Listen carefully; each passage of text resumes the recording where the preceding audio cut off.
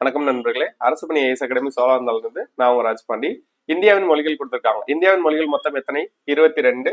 இந்தியாவின் அங்கீகரிக்கப்பட்ட மொழிகள் மொத்தம் எத்தனை கேட்டாலும் 22. அங்கீகரிக்கப்பட்ட மொழிகள் எந்த அட்டவணையில் கொடுக்கப்படுதுன்னு கேட்பாங்க. 8வது அட்டவணை. அங்கீகரிக்கப்பட்ட மொழிகள் எந்த பகுதியில் கொடுக்கப்படுதுன்னு கேட்பாங்க.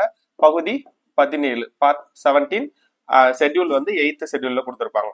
சோ 8வது அட்டவணையில் அங்கீகரிக்கப்பட்ட மொழிகள் மொத்தம் 22. அஸ்ஸாமி, பெங்காலி, போடா, டோக்ரி, குஜராத்தி, ஹிந்தி, கன்னடம், காஷ்மீரி, கொங்கணி, மைத்திலி, மலையாளம், மணிப்பூரி, மராத்தி, நேபாளி, ஒரியா, பஞ்சாபி, சமஸ்கிருதம், சாந்தலி, சிந்தி, தமிழ், தெலுங்கு. இதுல பழமையான மொழி எது அப்படின்னா தமிழ் மொழி தான் பழமையான மொழி. இது இல்லாம 17வது பகுதியில கொடுக்கப்பட்டதுல பாராளுமன்ற மொழி என்னன்னு கேட்பாங்க. பாராளுமன்றத்துக்கான மொழி இங்கிலீஷ் அண்ட் ஹிந்தி. இதே சுப்ரீம் கோர்ட்டுக்கான மொழி, உச்ச நீதிமன்றத்திற்கான மொழி என்னன்னு கேட்டாங்கன்னா ஆங்கிலம் மட்டும்.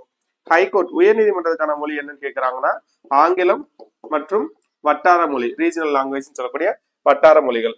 இது இல்லாம எந்த நாட்டின் மொழி இந்தியாவுடைய அலுவலக மொழிகள் ஒன்றாக அங்கீகரிக்கப்பட்டதுன்னு கேட்பாங்க.